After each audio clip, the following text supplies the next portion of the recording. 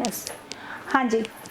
आज हम लोग कर रहे हैं सुदामा चरित्र। इसके 2 पैराग्राफ मैंने कंप्लीट करवा दिए थे और हमने अब तक ये पढ़ा था कि कृष्ण और सुदामा बहुत अच्छे दोस्त रहे हैं और जब सुदामा की दयनीय स्थिति काफ़ी खराब हो गई थी तो सुदामा कृष्ण के द्वारिकापुरा में गए और वहाँ पर उनकी जो स्थिति थी वो द्वारपाल ने कृष्ण को जब बताया तो कृष्ण स्वयं उनको लेने के लिए वहाँ पर गए और उनके पैरों में जो कांटे चुभे हुए थे उनको निकालने लगे, बार बार देखने लगे और उनके पैर धोने के लिए जो परात में पानी मंगवाया था उसको बिना काम में लिए अपने नैनों के जल से, नेत्रों के जल से उन्होंने उनके पैर धोए थे। यहाँ तक समझ में आ गया था?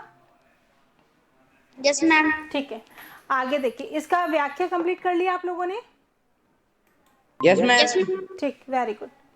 ओके, आगे देखिए। इसमें नेक्स्ट पैराग्राफ में क्या गया है देखिए। जब हम कहीं जाते हैं, किसी के मिलने के लिए जाते हैं तो खाली हाथ नहीं जाते। ये बात ध्यान है सबको। आपने भी अपने घर पे सीखा होगा अपनी मम्मी पापा के साथ कि किसी के बर्थडे पार्टी में जाते हैं या किसी को हम मिलने के लिए जाते हैं तो कुछ ना कुछ अपने साथ में तोहफा ज़रूर लेकर जाते हैं, चाहे वो छोटी चीज़ हो, चाहे बड़ी चीज़ हो, चाहे खाने की चीज़ हो या गिफ्ट हो, कुछ भी जाए, क्योंकि हम उससे मिलने जा रहे तो खाली हाथ नहीं जाते। तो यही चीज़ हमारे संस्कार में है, हमारे शुरू से हमने चलती हुई आ रही है।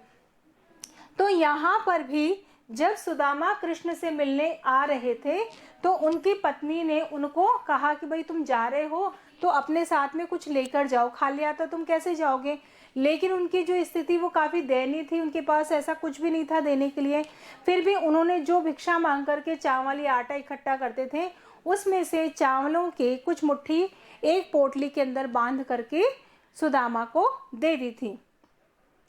अब जब सुदामा कृष्ण के पास द्वारिका पहुंचे तो उनका वैभव देख करके, उनकी चकाचौंध देख करके, क्योंकि कृष्ण जो थे वो 3 लोक के राजा थे, जब उन्होंने देखा वहाँ पर तो उन्होंने सोचा कि ये पोटली में मैं जो चावल लेकर आया हूँ उसको भला मैं इतने बड़े व्यक्ति को ये मांगे हुए चावल कैसे उपहार स्वरूप दूँ। ठीक है, लेकिन कृष्ण भगवान थे, कृष्ण हर बात को जानने वाले थे। अब देखिए, जब कृष्ण उनसे बात कर रहे थे, उनके पैर धो रहे थे, तो जब वो बात करने लगे तो फिर क्या हुआ, क्या बोला उन्होंने? कछु भाभी हमको दियो नहीं, सो तुम काहे न देत, चापे पोटली कांख में रहे कहो कहित हेतु। यानी कि यहाँ पर कृष्ण सुदामा को कहते हैं कुछ भाभी, यानी कुछ भाभी, भाभी यानी सुदामा की पत्नी, हमको दियो। मुझे लगता है कि शायद तुम जब यहाँ आए हो तो मेरी भाभी ने उपहार स्वरूप कुछ ना कुछ मेरे लिए ज़रूर भेजा होगा। खाली हाथ तो तुम आने वाले नहीं हो, तो कुछ ना कुछ तुमको ज़रूर अवश्य दिया होगा। सो तुम काहे ना देत, काहे मतलब किस लिए, काहे का मतलब लिखिए किस लिए। तो वो जो तुमको दिया है वो हमको तुम क्यों नहीं देते हो। चापी पोटली कांख में, चापी का मतलब होता है छुपा रखी है, तुमने, कांख का मतलब होता है बगल में, मतलब हाथों के और अपनी बॉडी के बीच की जो जगह होती है वो कांख कहलाती है। तो तुमने अपनी कांख के अंदर क्या छुपा रखा है, ये पोटली, कौन सी पोटली छुपा रखी है? रहे कहो के हेतु, कि क्या कारण है, किस हेतु के, किस हेतु का मतलब कारण, किस कारण से तुमने उसको अपने पास में अपनी कांख में छुपा रखा है। क्लियर होगी दोनों लाइन का अर्थ? Yes ma'am. हाँ, कुछ शब्द पूछना है, किसी का अर्थ पूछना है, इन दोनों लाइनों में देख लीजिए। चापी का मतलब, चापी का मतलब लिखेंगे छुपाना।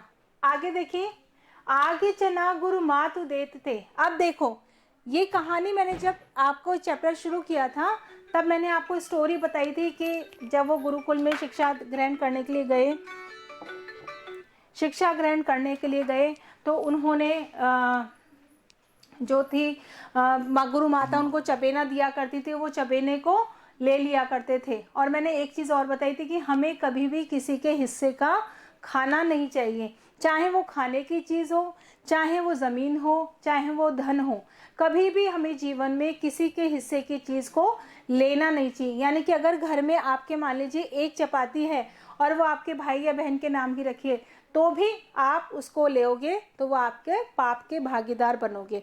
आप उसको कब ले सकते हो कि आप उससे पूछो जिसकी वो चीज़ है, जिसकी एक चपाती है, कि भाई तुम नहीं खा रहे हो तो क्या ये चपाती मैं खा लूँ, मुझे भूख लग रही है, तब तो कोई दिक्कत नहीं है।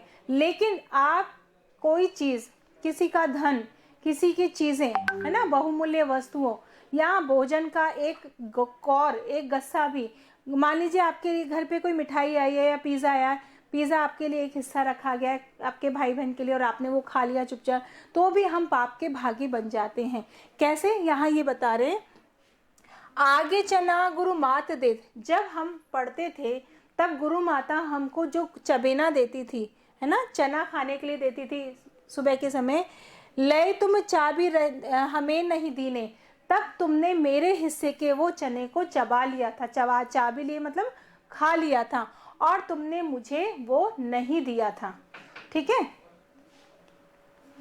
ओके, एक सेकंड आप होल्ड कीजिए, एक सेकंड होल्ड कीजिए।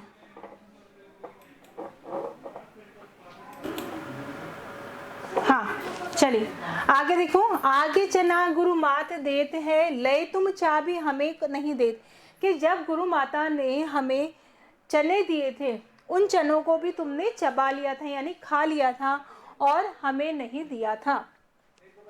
श्याम कहो मुस्काए सुदाम असो, श्याम शब्द किसके लिए आया है, श्याम शब्द आया है यहाँ पे कृष्ण के लिए, कृष्ण, श्याम मतलब कृष्ण। कृष्ण कहो, कृष्ण ने कहा, मुस्कुराए सुदामा, मुस्कुराते हुए, मुस्कुराए मतलब मुस्कुराते हुए, मुस्कुराते हुए सुदामा से कहा, चोरी की बान में जो हूँ प्रवीण, कि तुम, मुझे ऐसा लगता है कि तुम्हारी जो चोरी करने की आदत है उसमें तुम प्रवीण हो, मतलब अव्वल नंबर पे हो, सबसे आगे नंबर पर। प्रवीण मतलब अव्वल, प्रवीण हो, समझ में आ गया। तो देखिए कि अब गुरु माता ने जो चने दिए थे उनको बिना पूछे अगर उन्होंने खा लिए तो भी वो क्या कहलाएगी, चोरी कहलाएगी। समझ में आ गया, यानी कि जीवन में Yes, हमें ma'am. बिना पूछे अगर हम किसी की कोई चीज़ खा लेते हैं तो वो भी हमें चोरी ही कहलाती है। इसलिए कृष्ण मुस्कुराते हुए कहते हैं कि जो भाभी ने हमारे लिए कुछ भेजा है उसको तुमने अभी भी पोटली में छुपा रखा है, किस कारण से तुम नहीं देते हो। ठीक उसी प्रकार से जिस प्रकार से बचपन में गुरु माता ने हमें पोटली में चने दिए थे और वो चने तुमने खा लिए थे, उन चनों को मुझे नहीं दिया था, तो कृष्ण सुदामा को हंसते हुए कह रहे हैं कि मुझे लगता है कि चोरी करने में तुम अव्वल नंबर पर हो, यानी काफी प्रवीण हो। क्लियर हो गया यहाँ तक? आगे देखिए, यस मैम। पोटरी कांख में चाबी रहे तुम, पोटरी मतलब पोटली को, यानी जिसके अंदर चावल बंधे हुए हैं, चावल की पोटली, चावल की पोटली, चावल की पोटली को काख में चाबी रहे तुम, खोलत ना ही सुधारस भीने, सुधा का मतलब क्या होता है, अमृत। वो जो तुम्हारे मेरे लिए यहाँ पर मेरी भाभी ने तुमको दिया है उसको तुम काख में दबा करके बैठे हो और तुम मुझे नहीं दे रहे हो। आगे समझ में, खोलत ना ही Yes, सुधारस ma'am. भीने, सुधारस का मतलब क्या होता है, सुधा का मतलब क्या होता है, अमृत. सुधा, सुधा मतलब क्या होता है, अमृत, अमृत. अमृत। और अमृत। आगे, हाँ आगे क्या है, सुधा रस, यानी अमृत रस से बने हुए, तुम उसे से भीने मतलब भीगे हुए, जो चावल दिए हैं वो ऐसा है मानो, यानी कि सुधा यानी अमृत में भीगे हुए जो चावल की पोटली तुमको दिए वो किस कारण से तुम मुझे नहीं दे रहे हो। पाछली बानी अजो न तो जो तुम, पाछली मतलब पिछली, लिख लीजिए, पाछली मतलब पिछली यानी पुरानी बात, पुरानी बात कौन सी वाली, जो तुमने चने खा लिए थे गुरु माता के टाइम। पाछली बानी, बानी मतलब बात, अजो न तजो तुमने मुझे लगता है अभी भी नहीं छोड़ी है। तेसई भाभी के तंदुल कीने, तंदुल का मतलब होता है चावल, लिख लीजिए, तंदुल मतलब चावल, लिख लिया। आगे लिखिए, तेईस ही भाभी के तंदुल कीने, जिस प्रकार ये जो भाभी ने जो तंदुल दिए हैं, चावल दिए हैं, तुमने अभी तक भी वो पिछली बात को तुमने नहीं भूले हो। वह पुलकनी वह उठी मिलनी, वह आदर की बात, वह पटवनी गोपाल की कछु न जानी जात। अब देखिए चैप्टर कौन सा है ये हमारा? 12th chapter number 12। एक बार आप लिख लेना उसमें, चैप्टर 12। मैम कॉपी में। हाँ, कॉपी में चैप्टर 12 डाल के इसके जो शब्द वो है शब्दार्थ और चैप्टर हमें दी 12। से प्रश्न क्या कर लिया हमने कॉपी में। लेकिन चैप्टर 12 मुझे नहीं लगता, देखो एक बार चेक करो चैप्टर 12 ही है क्या? मैम ये 12 चैप्टर ही है। चैप्टर 2 आया नहीं है। यस मैम ये 12 ही है। ओके ठीक है। वह पुलकनी, अब पुलकनी का मतलब लिखिए।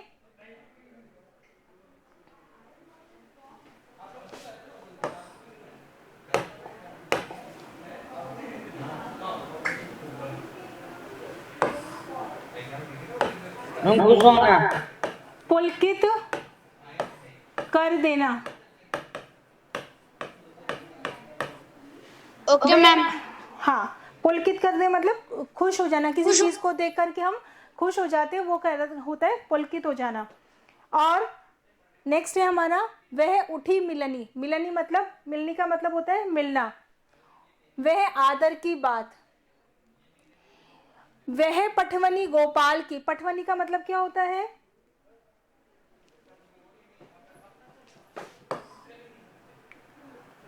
यहां लिखिए, पटवनी मतलब विदा करना। बता रही हूँ, अभी पूरा अर्थ समझा रही हूँ। कछु न जानी जात,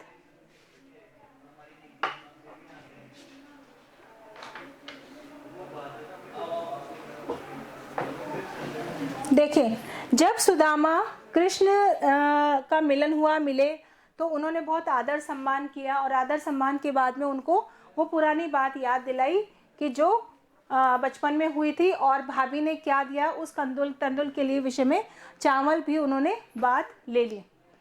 अब क्या हुआ कि बाद में जब हमारे आए, वो मिले ना, तो सुदामा ने कहा कि मैं बहुत गरीब हूँ, मुझे थोड़ी सी मदद कर दो, किसी तरह की व्यवस्था नहीं करी ना, उन्होंने कुछ बात करी, बस मिले, मुस्कुराए, खाए पिए और चल दिए। आगे क्या हुआ, बीच में क्या हुआ कि सुदामा ने वो चावल लेकर के 2 मुट्ठियां खा ली उस समय। तो जो कृष्ण की पत्नी थी, उन्होंने जब तीसरी मुट्ठी खाने लगे तो उनकी पत्नी ने आकर के हाथ को रोक लिया। इसका यहाँ पे चर्चा नहीं हुई है। फिर क्या चर्चा हो रही है वो देखो। वह पुलकनी वह उठी मिलनी। पुलकनी मतलब सुदामा का आने पर पुलकित होना यानी खुश होना, और वह उठी मिली और उठ करके मिलना, यानी जब सुदामा कृष्ण से मिले तो काफी गले मिले और बड़े प्रेम पूर्वक मिले, उनका मिलना।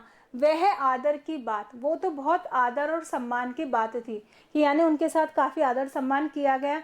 आपके घर पे जब मेहमान आते हैं तो हम उसको बुलाते हैं, वेलकम करते हैं, बहुत अच्छे से बातचीत करते हैं, तो वो सब तो कृष्ण ने किया।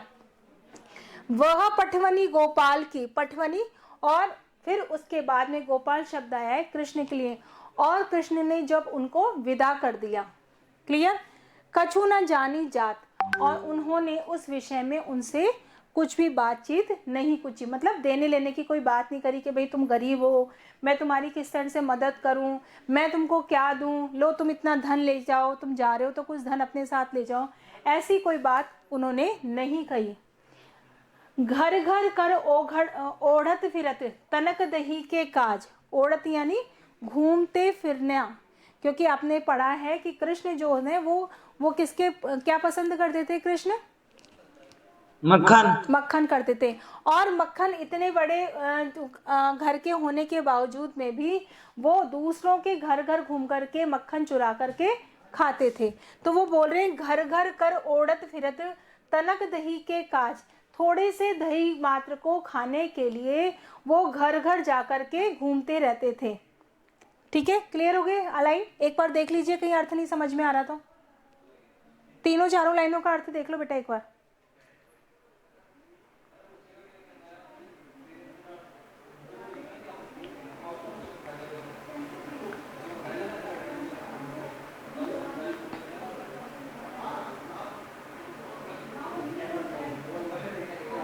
देख लीजिए जो भी नहीं आ रहा।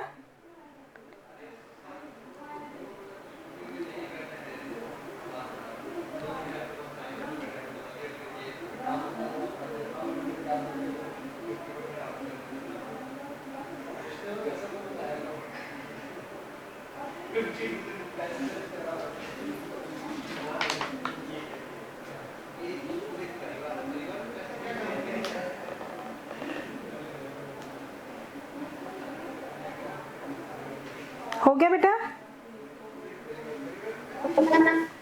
आ गया सब कुछ? Yes ma'am. हाँ, देखो अभी तक हमने पढ़ा कि कृष्ण जब सुदामा आए तो उनका बहुत सम्मान किया, लौट करके जब वो जाने लगे तो उनसे कोई भी बातचीत नहीं पूछी। तो अब ये सारी बातें कब पूछ रहे? सुदामा जब कृष्ण के में, हाँ ये लास्ट पैराग्राफ है ना? लास्ट नहीं बेटा, और भी है ना नीचे। नो मैम, इसके पहले हाँ जो हम क्या देसी भाभी के तंदुल हाँ की हाँ नहीं, हाँ हाँ हम हाँ ये वाली लाइन समझ नहीं आई मैम। अच्छा वो बताती हूँ। देखिए इसके अंतर्गत क्या है, पोटली कांख में चाबी रहे तुम, यानी कि तुमने जो कांख में जो पोटली को दबा रखा है, तो तुमने वो क्यों दबा रखा है? जो भाभी ने मुझे तंदुल दिए हैं उनको तुम मुझे क्यों नहीं दे रहे? तुम्हारी जो चोरी करने की आदत है वो अभी तक तुमने नहीं छोड़ा, इसीलिए तुम मुझे भाभी के दिए हुए जो चावल है, तंदुल है, वो नहीं दे रहे हो। तैसे ही भाभी के तंदुल कीने, तो भाभी के दिए गए जो चावल है वो तुमने मुझे नहीं दिए, क्योंकि तुम्हारी वही आदत चोरी करने की है। वैसे ही तुम चाहते हो कि वो चावल वापस से तुम अपने साथ ले जा रहे हो। क्लियर हो गया? Yes ma'am. हाँ। मैम तैसे ही का मतलब क्या होता है? वैसे ही तैसे मतलब वैसे ही, उसी तरह जैसे तुमने बचपन में किया था ओके मैम। वैसे ही तुम अब कर रहे हो।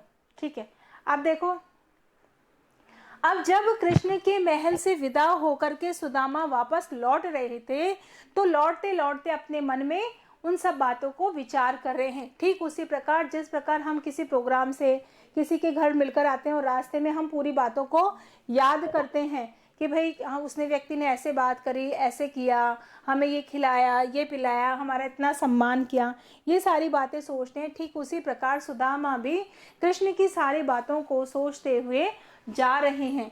अब क्या कह रहे हैं वो कि भाई उन्होंने हमारे को बहुत मान सम्मान भी किया, हमको अच्छे से बिठाया भी, बहुत सब कुछ किया, लेकिन मेरे को हाथ में उन्होंने कुछ भी नहीं दिया। जबकि मेरी दयनीय स्थिति थी, उसके बावजूद में तीनों लोगों के राजा होने के बाद में भी मुझे हाथ में उन्होंने विदा में कुछ भी नहीं दिया। फिर क्या सोच रहे हैं? देखो जब हमारा मन परेशान होता है ना तो हम किसी के लिए नेगेटिव ज़्यादा सोचते हैं, बुराई ज़्यादा सोचते हैं, अच्छा ही नहीं सोचते हैं, क्योंकि हम परेशान होते हैं तो हमारे मन में उल्टी सीधी बातें ज़्यादा आती है। अब वो क्या सोच रहे हैं कि घर घर में ओढ़त फिरत, जो व्यक्ति खुद घर घर जाकर के मांग कर खाता था, यानी कृष्ण दही चुरा करके खाते, मांग के खाते थे, तो वो दही चुराने वाला व्यक्ति भला तीनों लोगों का राजा बन गया, लेकिन वो मुझे कुछ कैसे दे सकता है? यानी उसकी खुद की मांगने की आदत है, तो वो मुझे क्या देगा? कहा भयो जो अब भयो, हरि को काज समाज। क्या हुआ जो अब भयो, मतलब क्या हुआ अगर वो राजा बन गया है?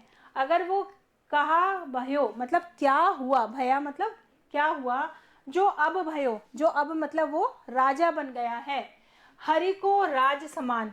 अब जो कृष्ण है उसका इतना बड़ा राजा बन गया है, इतना बड़ा समाज बन गया है उसका, इतने बड़े राज्य पर राज्य करता है, तो अब क्या हुआ, उससे क्या फर्क पड़ गया? मतलब आदत तो उसकी वही है मांगने की, कोई मजे वाली बात नहीं कि भाई इतना बड़ा राजा बन गया तो मुझे कुछ धन दौलत दे सकता था, लेकिन इतना बड़ा राजा होने के बाद में भी क्या फायदा अगर उसने मुझे हाथ में कुछ भी नहीं दिया, मेरी मदद नहीं की। हो आवत नाही हुतो वाही पठ्यो ठेली, मतलब हो का मतलब है कि मैं अगर ना आता तो ज़्यादा अच्छा था, मतलब कृष्ण के पास में अगर मैं नहीं आता तो ज़्यादा अच्छा था, मुझे आना ही नहीं चाहिए था। समझ में आया? हौ का मतलब क्या लिखेंगे? हौ का मतलब लिखिए, मैं नहीं। हौ आवत नहीं, हौ का मतलब मैं आवत ना ही हूँ तो, अगर मैं नहीं आता। हौ मतलब वह, सॉरी मैं अगर नहीं आता, वाही पठ्यो ठेली, अगर मैं वहीं रहता, अपने जगह जहाँ जिस झोपड़ी में मैं रहता था वहीं रहता। अब कहियो समुझाई के, बहुधन धरो सकेली। सकेली का मतलब लिखिए एक बार, तनक यानी जरासी, तनक मतलब जरासी, लिखिए, लिख लिया। और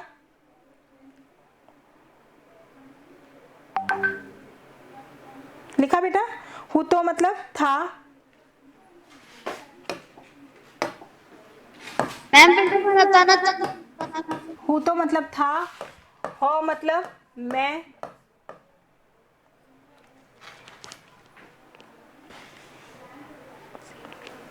वाही मतलब उसी ने,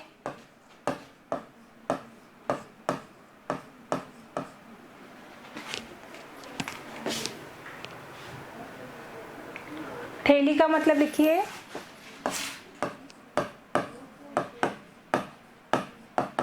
जबरदस्ती। पठियों का मतलब होता है भेजा। ठीक है, लिख लिया? यहाँ तक लिख लीजिए फटाफट। अरे वापस से बोलो बेटा। हो मतलब मैं, लिख लीजिए, अभी ये बार बार उसको हो गया। हो मतलब मैं लिखिए, हूँ तो मतलब था, ना ही आना, ना ही का मतलब नहीं, ठेली का मतलब जबरदस्ती,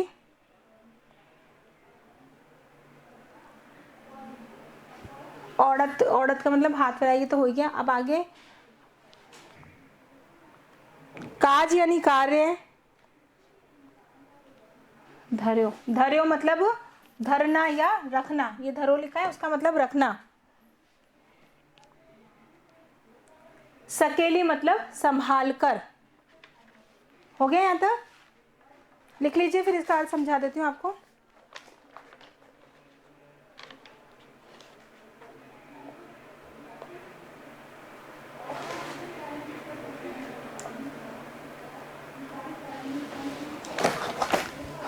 बताऊं अब आगे? हो आवत ना ही हो तो, वाही पठ्यो ठेली। हो का मतलब मैंने बताया था मैं, आवत यानी आया, ना ही मतलब नहीं, वो तो मतलब था, वाही मतलब वो उसी ने, पटवती मतलब पठियो मतलब भेजा, ठेली मतलब जबरदस्ती। अब वो अपने पत्नी को दोष दे रहे हैं। क्यों दोष दे रहे हैं? वो कह रहे हैं कि मैं तो आ भी नहीं रहा था, मुझे तो जबरदस्ती उसने भेज दिया। किसने जबरदस्ती भेजा? मैम उनकी पत्नी ने। उनकी पत्नी पत्नी ने, ने। हाँ, कि मैं तो आना भी नहीं चाह रहा था, मुझे तो पता है कि कृष्ण कैसा है। क्योंकि जब मान लीजिए आपके दोस्त से लड़ाई हो जाती ना आपकी, तो आप क्या कहते हो, उसमें कमियां ढूंढना शुरू करते थे। वैसे तो आप बोलते हो मेरा दोस्त बहुत अच्छा है, मेरा दोस्त ऐसी मदद करता है, मेरा इतना काम कर देता है, मेरी हमें परेशानी में साथ देता है। लेकिन मान लीजिए किसी कारण से आपका दोस्त ने वैसा रेस्पॉन्स नहीं दिया, तो आप उसमें कमियां ढूंढने शुरू कर देते हो। ठीक उसी प्रकार जब सुदामा कृष्ण से मिलने गए, उनकी बहुत आवभगत करी, तब तो उनको अच्छा लगा। लेकिन जब खाली हाथ लौटा दिया, तो वो मन ही मन सोच रहे हैं कि जबरदस्ती मैं तो आ भी नहीं रहा था, और वो क्या मुझे देगा, राजा हो गया तो क्या हुआ, उसने मुझे तो कुछ दिया ही नहीं। ये बोलते वो कह रहे हैं कि मैं तो आ भी नहीं रहा था, मुझे तो जबरदस्ती उसने भेज दिया। जबरदस्ती मतलब किसने भेज दिया? उनकी पत्नी ने भेज दिया। अब कहियो समझाए के, अब जाकर के उनको इतना तेज गुस्सा आ रहा था, तो वो कहते हैं अब जाकर के समझा कर उसको बोल दूंगा कि तू मुझे कह रही थी ना जाओ कृष्ण से, जाओ कृष्ण मदद करेंगे, कृष्ण आपके दोस्त हैं, वो इतने तीनों लोगों के राजा हैं, लोगों को सब कुछ करते हैं, तो आप तो उनके दोस्त हैं, तो आपको तो बहुत कुछ करेंगे। अब मैं उसको समझा के कह दूंगा, बहुधन धरो सकेती, सकेती मतलब संभाल कर, कि जो कृष्ण ने मुझे इतना ढेर सारा धन दिया है उसको तुम संभाल करके रखो। अब ये क्या कर रहे हैं, व्यंग कसते हुए कह रहे हैं। व्यंग का मतलब गुस्सा तो बहुत तेज आ रहा है, लेकिन इनडायरेक्टली वो क्या कहना चाह रहे हैं कि कृष्ण ने उनको हाथ में कुछ भी नहीं दिया, लेकिन वो कह रहे हैं आप पत्नी से जाके कह दूंगा लो इतना सारा धन रखा है, लो संभाल के रख लो, कृष्ण ने दिया है। समझ में आ गया यहाँ तक दोनों लाइन? देख लीजिए, कोई शब्द का अर्थ नहीं आ रहा तो पूछ लीजिए एक बार।